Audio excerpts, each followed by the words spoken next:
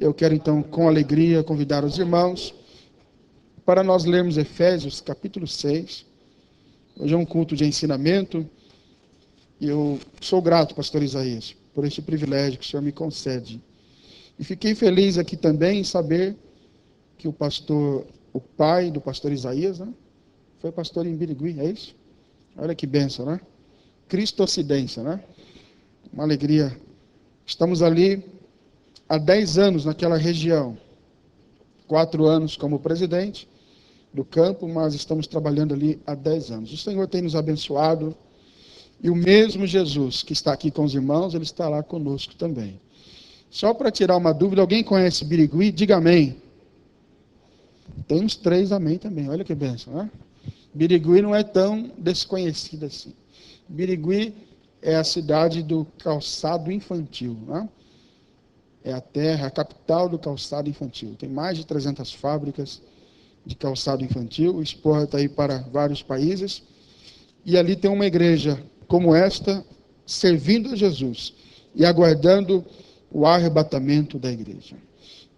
Efésios capítulo 6, versículo 10 a seguir. É o texto que está no meu coração, que eu quero compartilhar com os irmãos.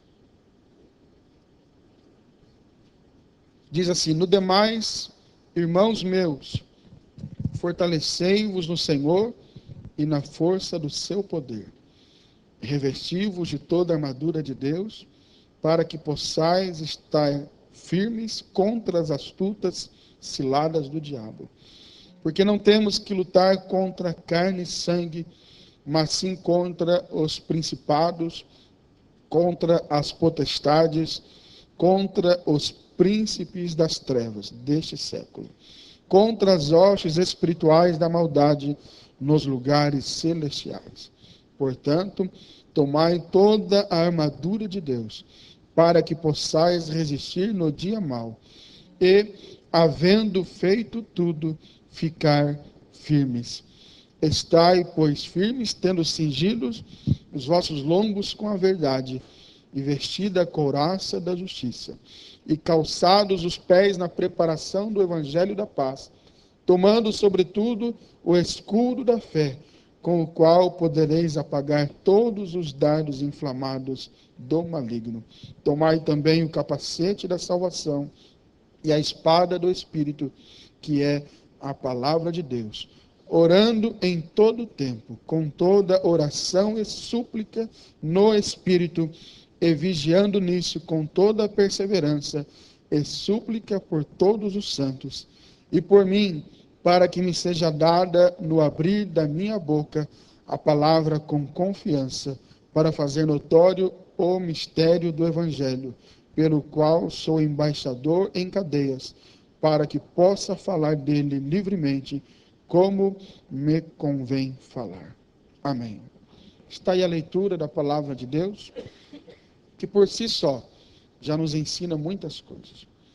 Eu não sou pregador itinerante, sou pastor de igreja e vou respeitar aqui o horário que os irmãos têm e também respeitar o culto, é um culto de ensinamento. Então eu quero apenas compartilhar algo que está no meu coração, sem ter a pretensão de ensiná-los, porque sei que vocês são muito bem ensinados, mas apenas relembrá-los sobre algo que a palavra de Deus nos ensina através do grande apóstolo, o apóstolo Paulo, que foi quem escreveu esta carta. O apóstolo Paulo escreve esta carta, que é uma das cartas mais lindas da Bíblia, tendo como finalidade orientar a igreja, fortalecer a fé daqueles irmãos que estavam em Éfeso, ao mesmo tempo direcioná-los, dar-lhes diretrizes quanto à convivência diária, o relacionamento entre os irmãos, entre a família, entre as autoridades e aqueles que eram liderados. Se nós olharmos os capítulos anteriores deste que nós lemos, nós vamos ver que Paulo trata dos deveres dos filhos, dos deveres das mulheres, dos deveres dos maridos, dos deveres de cada crente como homem de Deus ou mulher de Deus, como cidadão, como pai, como filho, como irmão. Enfim, ele trata nos capítulos anteriores de vários princípios norteadores que vão dar a direção para os crentes em Éfeso, para que eles tenham uma vida cristã saudável, pautada nos princípios da palavra de Deus.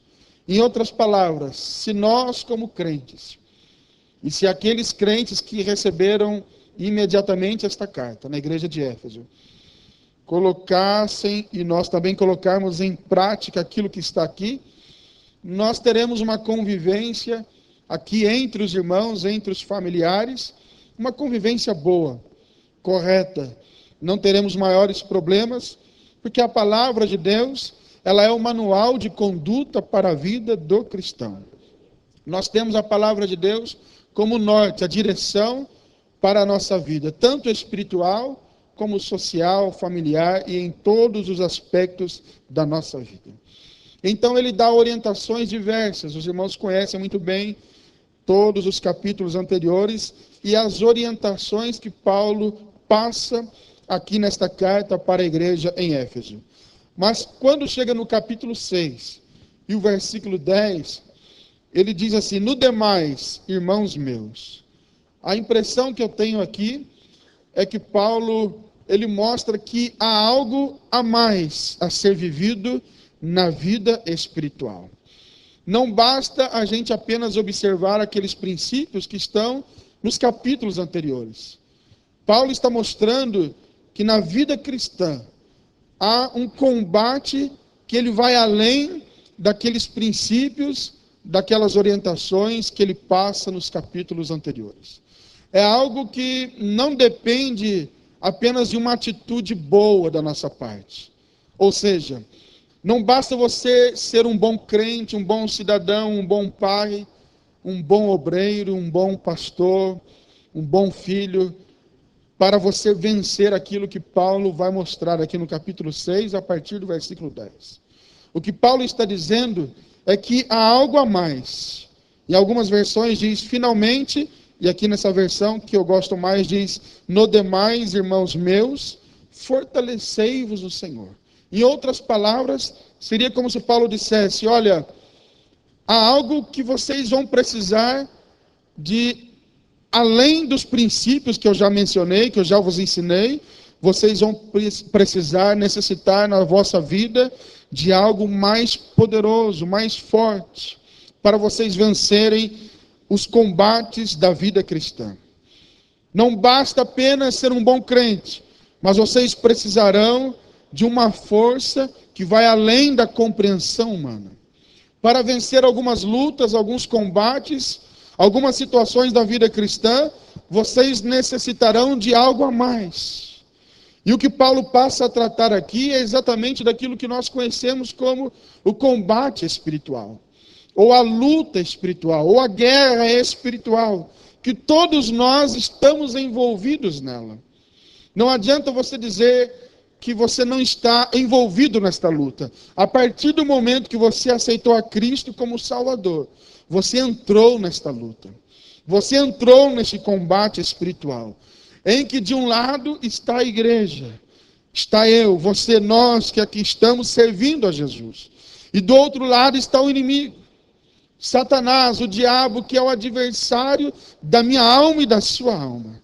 E neste combate, nesta luta, não vai ser suficiente você ser apenas um bom crente, um bom cidadão, um bom pai. Você precisará de uma capacitação maior para vencer esta luta. E esta capacitação, esta força, ela vem do Senhor.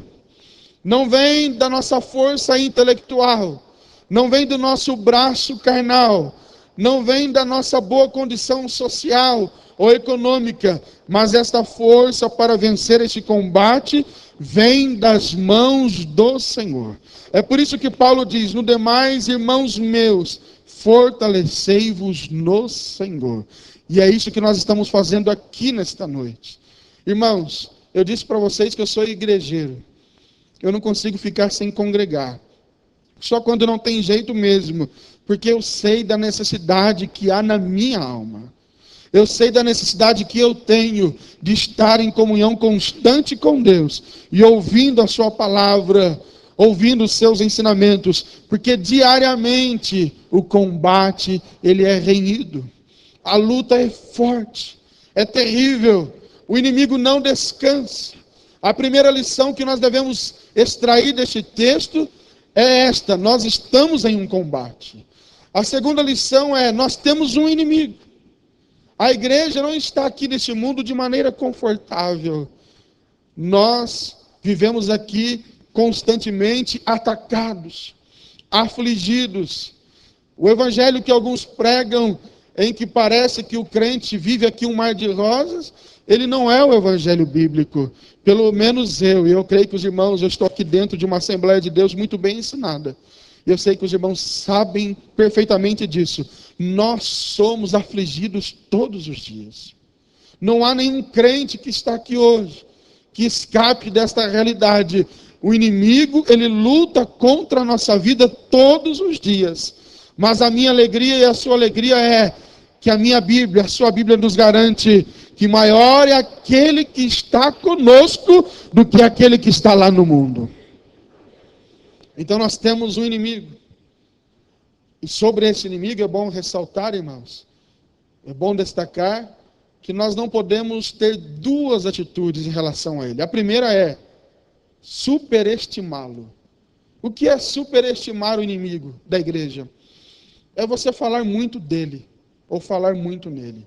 Há algumas igrejas, graças a Deus que a Assembleia de Deus não está nessa situação, mas há algumas igrejas que o culto é todo voltado para o inimigo. Do começo ao fim, ele é entrevistado, ele é invocado, e parece que é um show para que ele se apresente ali para os crentes. Graças a Deus que na nossa igreja isso não acontece. De vez em quando ele aparece, se manifesta, tenta fazer bagunça, mas aqui tem homens e mulheres de Deus que o repreendem, o expulsam em nome de Jesus. Aqui é lugar de adorar a Deus, é casa de adoração, aquele que merece toda a honra, todo o louvor e toda a glória. Quantos podem levantar as mãos e adorar a Ele nesta noite? Então nós não podemos superestimá-lo, ou seja, falar demais dele. Esse é um erro. Mas qual é o outro erro? É o oposto deste, é subestimá-lo. É achar que ele não é importante, achar que ele não tem poder, achar que ele não pode fazer nada. Ele é poderoso. Ele é conhecido na Bíblia por alguns nomes que dão a ideia do seu poder, da sua capacidade de fazer o mal na vida das pessoas. Há pessoas que estão afligidas, que estão aí aflitas, problemáticas, em grandes dificuldades, justamente por ações dele, o inimigo da igreja. Então não podemos nem superestimá-lo e nem subestimá-lo. Mas nós devemos tratá-lo como a Bíblia o trata. Ele é chamado de o Deus deste século, o diabo, adversário, o inimigo da igreja, Satanás. Todos esses nomes têm um significado. O dragão, aquele que com certeza produz e proporciona alguns estragos na vida dos homens. Mas há um que está com a igreja, que o detém. Há um que está na vida do crente mais simples e mais humilde aqui nesta noite, que é o Espírito Santo. Quem sente a presença desse Espírito aí? Ele o detém. O crente que está ligado com Jesus e tem na sua vida a presença do Espírito Santo, ele pode vencer esta batalha. Ele pode vencer o inimigo. Então Paulo nos mostra aqui que há uma batalha, que há um inimigo. E então há uma necessidade de nós nos fortalecermos. E ele diz: do demais, irmãos meus, fortalecei-vos no Senhor. O que eu aprendo aqui com esta palavra, fortalecei-vos no Senhor? Ou esta frase? Paulo está mostrando que é algo que não vai depender somente de Deus. Embora Deus possa resolver o problema sozinho. Ele é o Todo-Poderoso, Ele pode fazer todas as coisas sem pedir ordem e satisfação para ninguém. Quem crê nisso, levante a mão e diga amém. Ele pode resolver. O diabo não é par. não é um inimigo à altura para lutar contra o nosso Deus. Ele pode resolver todas as coisas, mas Ele permitiu que a igreja, o Senhor Deus, permitiu que a igreja estivesse inserida neste processo de luta, de combate. Então Paulo, usado pelo Espírito Santo, ele nos ensina aqui que nós devemos nos fortalecer, buscar em Deus esse fortalecimento. É por isso que o crente vem para um culto de oração, de ensino como este. Nós não viemos aqui por mero costume, embora costume também é algo positivo. Não viemos aqui simplesmente para rever amigos, embora eu esteja aqui também para rever esta igreja, que há muitos anos atrás eu passei aqui, para rever o pastor Isaías e conhecer outros irmãos, mas este não é o motivo principal que nós estamos aqui. Você pode até ter vindo aqui porque tem alguma responsabilidade para cantar na liturgia do culto, mas você não veio aqui como motivo principal. Essas coisas não te trouxeram aqui principalmente, mas o que te traz aqui é a necessidade de se fortalecer no Senhor. Aleluia. E quantos já estão sendo fortalecidos desde a primeira oração? Quando eu dobrei os meus joelhos ali, quando eu cheguei no culto, eu já comecei a sentir a presença deste Deus, que é o Senhor desta igreja.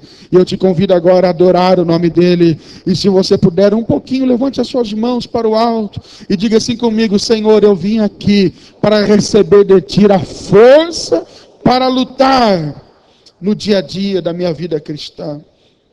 É isso que nós viemos fazer, nos fortalecer no Senhor. Cada reunião de oração, nós temos lá na nossa igreja vigília a cada 15 dias. Essa próxima sexta-feira agora é o dia da vigília.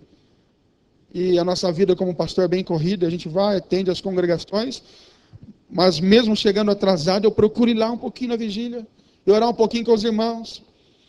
Todo sábado da Santa Ceia a igreja tem a reunião de consagração, das 6 ao meio-dia, a gente está lá com os irmãos. Não é simplesmente como costume, mas é porque nessas reuniões, nesses momentos, o Senhor vai nos fortalecendo. E você que entrou aqui nesta noite, e quem sabe não está suportando o combate, a luta é grande, e o inimigo está lhe atacando, lhe atingindo, mas você vai sair deste culto mais uma vez fortalecido. Porque há um Deus aqui que nos fortalece. Aleluia. Nós não nos reunimos em torno de um Deus morto. Não estamos aqui em torno de um homem que não pode fazer nada pela nossa vida espiritual. Nós não estamos aqui em torno de qualquer líder religioso que, por mais bondoso e por mais virtudes que tenha, ele não pode fazer nada quando nós somos atacados pelo inimigo. Mas quando somos atacados, afligidos pelo diabo, podemos não ter muitos diplomas na parede, podemos não ter muito dinheiro no banco, podemos não ter um carro tão bom para andar, um emprego tão bom, mas se nós temos a presença deste Deus maravilhoso, o inimigo bate em retirada e a vitória é do povo de Deus. Aleluia. Fortalecei-vos no Senhor, é o conselho do apóstolo Paulo. Um dia Davi, ele estava retornando de uma pretensa batalha, e quando ele chega na cidade onde estavam os seus familiares, lá no primeiro livro de Samuel, parece que o capítulo 23, não me recordo agora, diz a Bíblia que os filisteus tinham atacado a cidade. Os inimigos de Israel tinham atacado a cidade e tinham ali levado cativo as mulheres, levado cativo os filhos e assolado a cidade.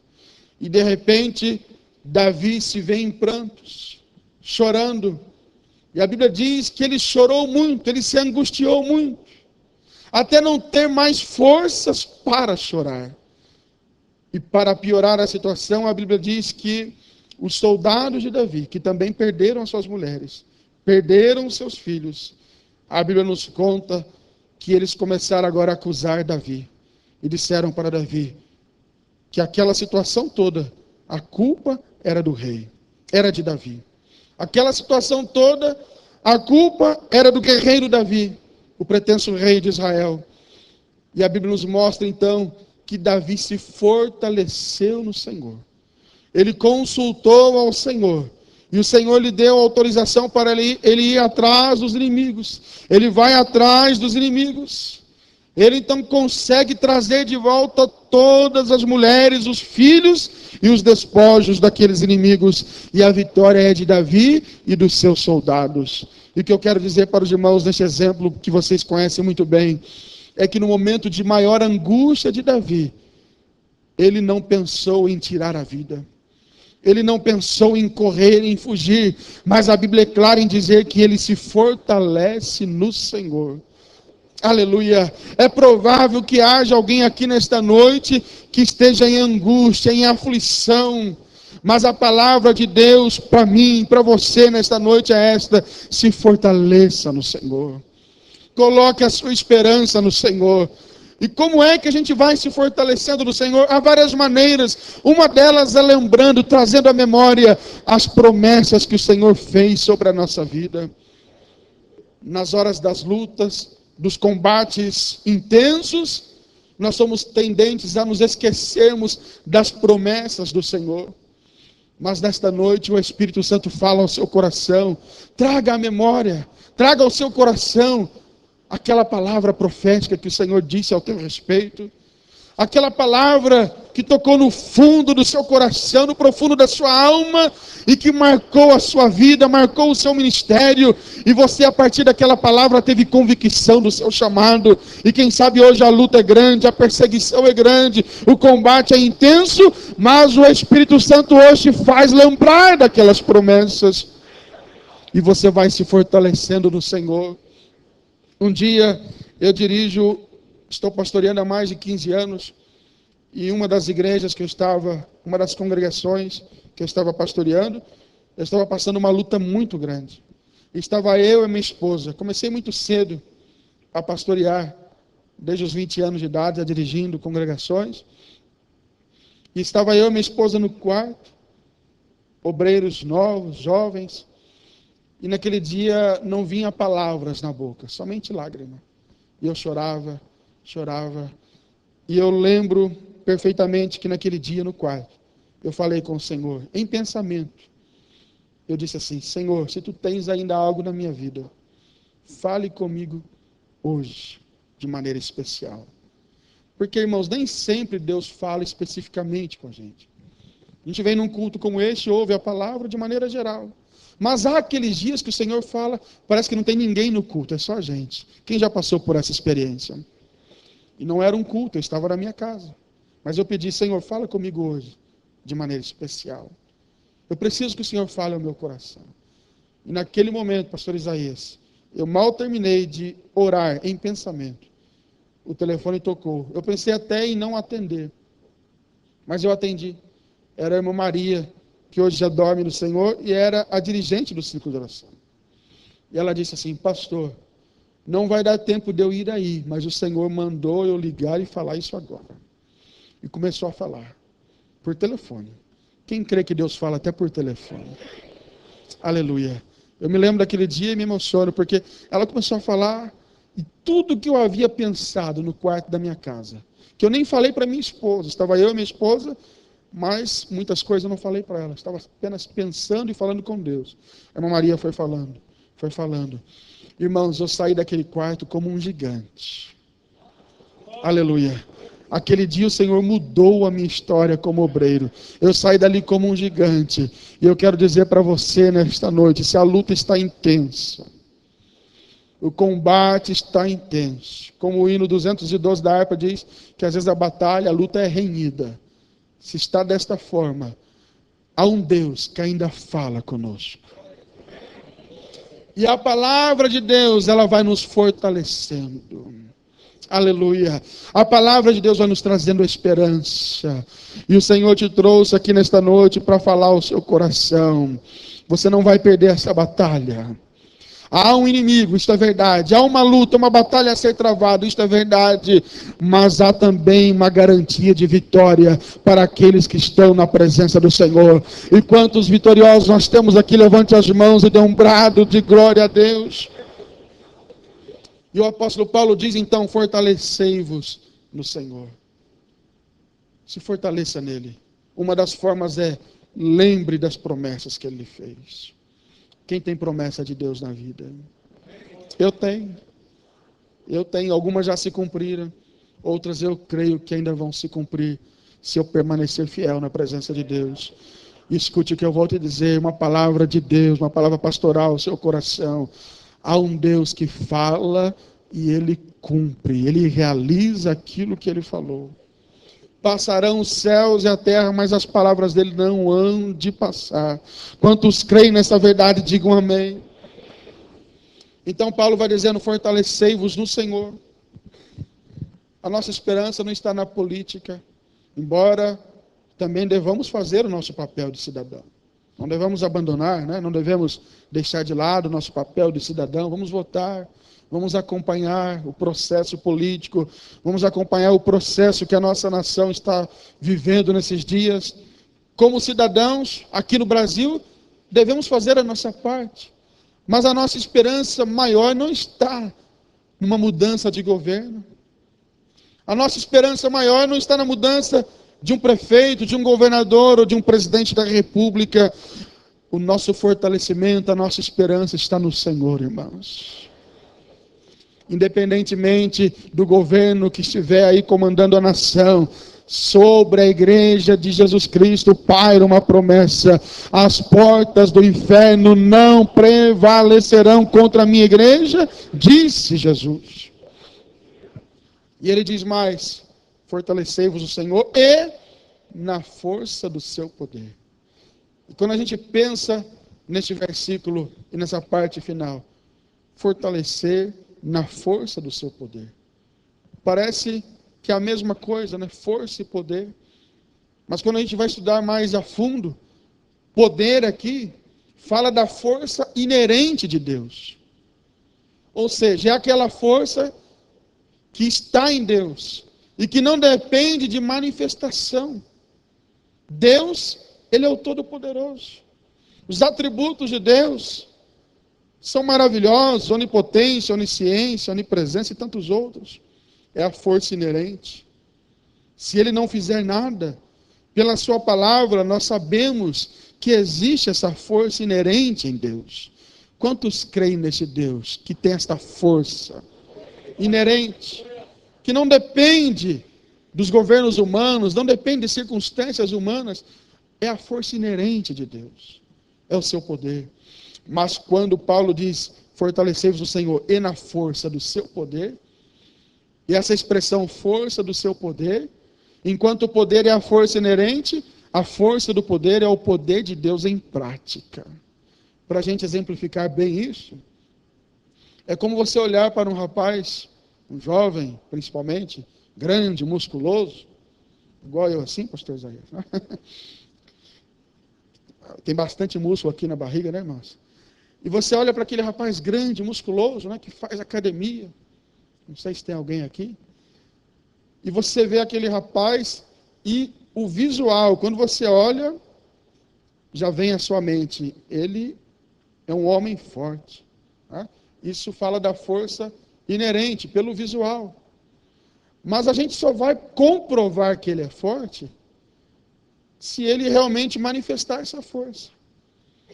Esses dias passou lá na reportagem em São Paulo, não sei se alguém viu por aqui, uma briga de trânsito lá, e alguém parou um carro no lugar errado, e o camarada que estava nervoso era tão forte, e o carro também não era tão grande, era pequeno, que o camarada saiu, desceu, e pegou o carro, pastor Isaías. Não sei se alguém viu. E sozinho ele foi jogando o carro, assim, acho que era um Uno. Não sei se alguém viu essa reportagem aí, né? Você viu? E foi jogando o carro, assim, né? Ele sozinho tirou o carro de onde o carro não poderia ficar. E aquela reportagem me chamou a atenção porque eu li esse texto e fiquei pensando, este é o exemplo da força do poder que Paulo fala. Porque se Paulo falasse só do poder, é a força inerente de Deus. A gente não está vendo nenhuma manifestação real e prática. Mas quando Paulo diz, fortalecei-vos no Senhor e na força do seu poder, Paulo está dizendo assim, olha, você está se fortalecendo num Deus que é forte. Quem está servindo esse Deus que é forte? Mas ele não é só forte, ele prova a força dele.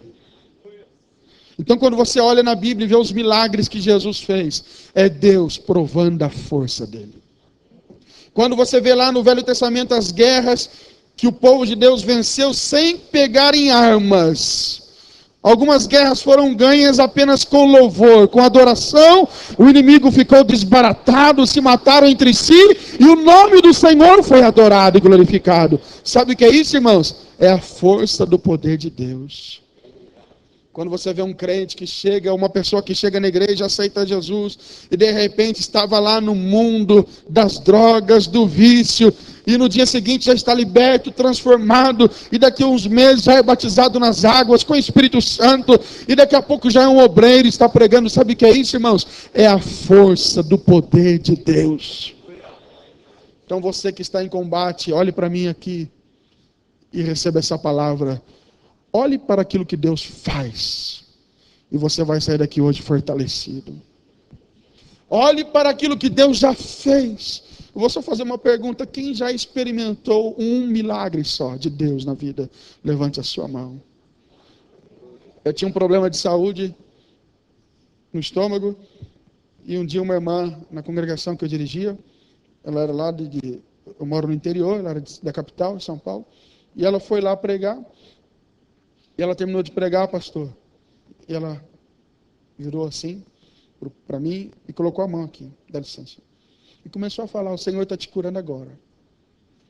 E aquele problema eu já tinha desde quando eu era bancário. Não sei se alguém foi bancário aqui, e eu adquiri no banco aquele problema, né? A gastrite foi agravando, e passou. A gente que é obreiro, a gente é meio cuidadoso com essas coisas, né?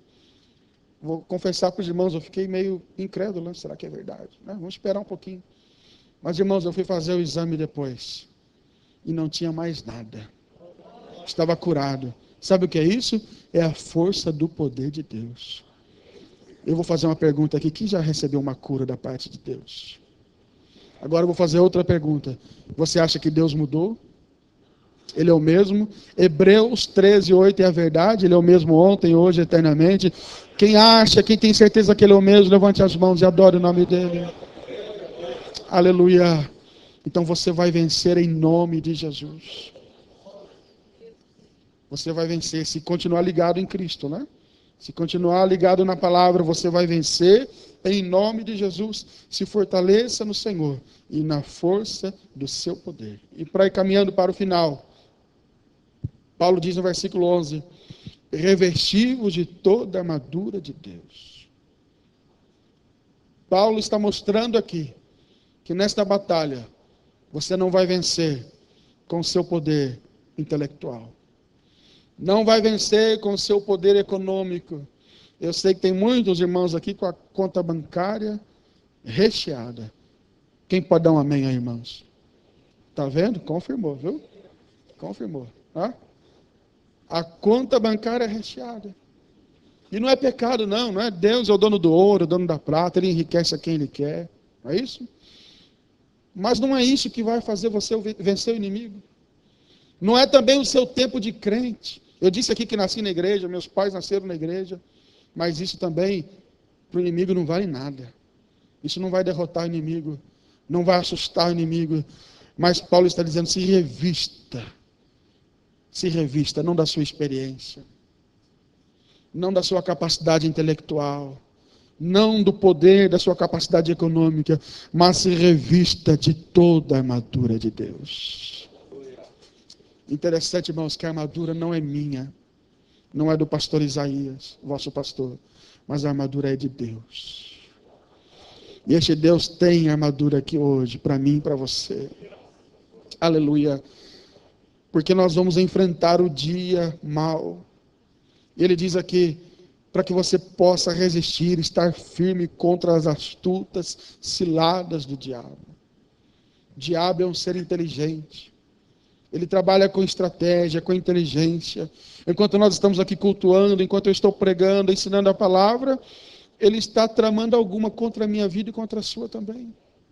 Isso aqui não é para emocionar ninguém, não é para chantagear ninguém, para assustar ninguém, mas é realidade, irmãos. Ele trabalha contra a igreja, ele trabalha contra os obreiros, ele trabalha contra aquele crente que às vezes não tem tanto destaque na igreja, mas é um crente fiel, serve a Jesus, ele também trabalha contra esse crente. E ele vai arquitetando situações para nos destruir. E se nós não tivermos estas armaduras que são de Deus, nós vamos perecer. Nós vamos ter que enfrentar o dia mau. Diz aqui o texto que vai chegar o dia mau. Esse dia mau é o dia que nós vamos enfrentar a luta de maneira mais intensa. É aquele dia que o diabo vai voltar todas as armas contra a sua vida. É o dia da angústia. É o dia daquela batalha intensa. Mas nós vamos vencer se estivermos revestidos de toda a armadura de Deus. Nós vamos ficar firmes. Nós vamos ficar perseverantes. Não é nenhuma notícia ruim. Não é nenhuma cara feia do diabo que vai tirar você da presença de Deus. Não. Você vai continuar na presença deste Deus e vai vencer o inimigo em nome de Jesus. Quem sabe há crentes que vieram a este culto estão até cambaleantes.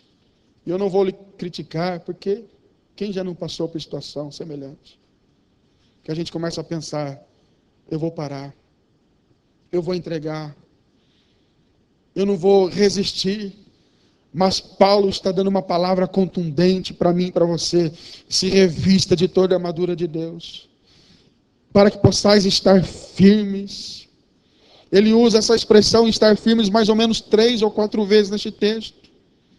Ele diz, nós não vamos lutar contra a carne, não é contra o sangue, mas contra os principados, contra as potestades, contra os príncipes das trevas destes séculos, contra as hostes espirituais da maldade nos lugares celestiais.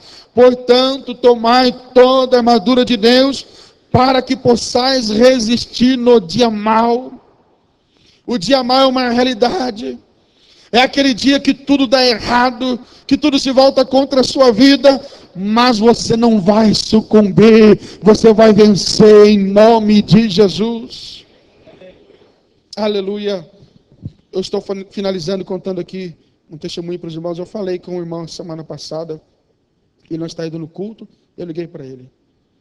E ele começou a reclamar. Começou reclamando da Dilma, né? Esse governo que não deixa de trabalhar. Eu perdi não sei quantos mil reais e foi reclamando. E reclamou de todo mundo. Aí depois foi reclamando da igreja, reclamando dos irmãos, e reclamando. E ele disse, eu não tenho mais força para lutar, eu não tenho mais força para ir na igreja. E com tristeza, eu pude perceber que aquele irmão tinha entregado, né? Tinha se entregado na batalha. Tinha se rendido na batalha. Eu orei com ele ali. Prometi de ir na casa dele, não deu tempo ainda. Falei por telefone e vou, assim que voltar, vou na casa dele conversar com ele. Mas aquele irmão é um exemplo de alguém que não resistiu o dia mau. Irmãos, o dia mau vai chegar. Se não chegou ainda, quem quer uma palavra aí? Levante a mão, você quer receber uma palavra. Vai chegar. Tá? Às vezes a gente ministra só palavra de bênçãos, mas essa é uma realidade. Vai chegar o dia mau. É aquele dia que às vezes o inimigo nem ataca você, mas ele ataca o seu filho, ataca a sua filha. Eu tenho 2 filhas adolescentes, eu sei como é isso. Ele pode atacar a sua esposa, pode atacar o seu marido. Ele vai atacar. É o dia mau. Mas você, se estiver revestido dessas armaduras, que não dá tempo de falar agora, mas vocês conhecem, vocês vão resistir em nome de Jesus. O inimigo vai ser envergonhado. Aperte a mão de alguém que está ao seu lado com muito respeito e diga, você não vai desistir. Diga, você não pode desistir. Nós não fomos chamados para desistir. Aleluia. Irmãos, a nossa terra, a nossa pátria não é aqui. Há um céu nos esperando. Há uma Canaã celestial nos aguardando. Breve Jesus voltará para buscar esta igreja. Eu não sei se eu vou conseguir voltar para a minha cidade. De repente Jesus volta para buscar a igreja. Mas o mais importante é que nós vamos subir todos juntos. Nos encontraremos lá no céu. E nós precisamos resistir no dia mau. Aleluia. Está em intensa luta. Resista em nome de Jesus. A enfermidade chegou. Resista. Jesus curou. Glória a Deus. Não curou. Glória a Deus. A porta financeira foi aberta, glória a Deus. Não foi aberta, glória a Deus. Deus tem um propósito nesta luta, nesta aflição, e você não pode desistir. E eu termino aqui dizendo aos irmãos: não desistam. Estejam, pois, firmes. Fiquem no seu lugar. Venha o que vier, passe o que passar. A vitória é do povo de Deus. Se você continuar ligado em Cristo, nada vai te derrubar. Você crê nesta palavra? Fique com ela no seu coração. Deus abençoe a todos, em nome de Jesus.